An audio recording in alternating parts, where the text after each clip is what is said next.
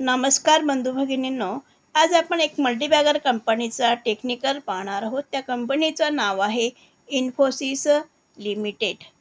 या कंपनीचा chart trading view प्लॅटफॉर्मवर लावलेला आहे। 1 मंथ टाइम फ्रेम आहे। 1 मंथ टाइम फ्रेममध्ये तुम्हाला दिसत असेल की 22 मध्ये 2021 मध्ये 1951 हा लाईफ टाईम हाय लावलेला होता। 2021 मध्ये 1951 हा लाईफ टाईम हाय लावलेला होता आणि या लाईफ टाईम हाय पासून हा शेअरचा चार्ट खाली आलेला आहे आणि आता सध्या या शेअरची किंमत चालू आहे 1647 ही किंमत चालू आहे।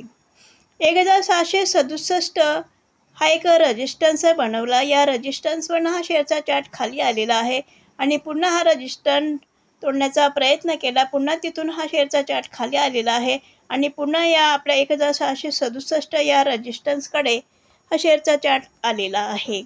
म्हणजे 1667 हा एक रेजिस्टन्स आहे आणि हा रेजिस्टन्स जर ब्रेक केला तर आपला लाईफ टाईम हाय जो आहे 1951 या लाईफ टाईम हायपर्यंत हा शेअरचा चार्ट जाणार। या 1 मंथ टाइम फ्रेममध्ये तुम्हाला दिसत असेल की या ठिकाणी एक कप आणि हँडल पॅटर्न तयार झालेला दिसत आहे। जर या कप आणि हँडल पॅटर्नचा ब्रेकआउट दिला, ब्रेकआउट देऊन रिटेस्ट करून जर हा वर गेला तर याच्यामध्ये मिळणारे टार्गेट हा जो कप आहे, कपचा जो लो आहे आणि हा रेजिस्टन्स आहे, या रेजिस्टन्स आणि कपचा लो जेवढं अंतर आहे तेवढंच अंतरवरती त्याचा टार्गेट मिळू शकतो। तर अशा पद्धतीने 1 मंथ टाइम फ्रेममध्ये आपण पाहिलं की कप आणि हँडल पॅटर्न तयार झालेला आहे आणि याचा ब्रेकआउट जर दिला तर याच्यामध्ये टार्गेट खूप मोठे मिळू शकते। आता आपण 1 वीक टाइम फ्रेम पाहूया। 1 वीक टाइम फ्रेममध्ये पण तुम्हाला दिसत असेल की या ठिकाणी 1667 ही जी लेवल आहे या लेवलवरनं हा शेअरचा चार्ट खाली आला आहे, पुन्हा इथेही खाली आला आहे आणि पुन्हा इथेही खाली आलेला आहे। तर 1 वीक टाइम फ्रेममध्ये सुद्धा या ठिकाणी एक राऊंड तयार केलेला आहे, पुन्हा छोटा राऊंड तयार केलेला। या ठिकाणी कप आणि हँडल पॅटर्न हा चार्ट पॅटर्न या ठिकाणी दिसत आहे। याचा जर ब्रेकआउट मिळाला तर मिळणारे टार्गेट आपल्या ऑल टाईम हाय जो तो जाणार आणि त्याच्याही वरती टार्गेट मिळू शकते। आता आपण 1 डे टाइम फ्रेम पाहूया।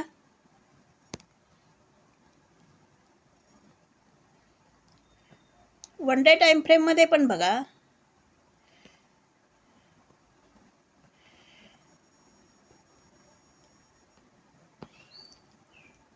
1 डे टाइम फ्रेममध्ये पण बघा एक राऊंड आणि परत दुसरा छोटा round cup and handle pattern या ठिकाणी तयार झालेले दिसते।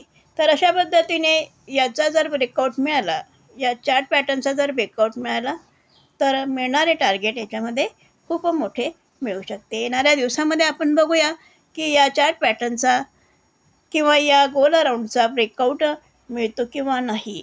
याचं टार्गेट किती मिळेल, मग ते टार्गेट आता आपण काढूया। 1 मंथचा चार्ट लावलेला आहे। 1 मंथ चार्टवर तुम्हाला दिसत असेल की हा एक मंथली ब्रेकआउट पण या ठिकाणी देणार आहे आणि कप आणि हँडल पॅटर्नचा पण ब्रेकआउट या ठिकाणी 1 मंथ चार्टवर दिसत आहे। आपण आता याचा टार्गेट काढूया की किती टार्गेट याच्यामध्ये मिळू शकते।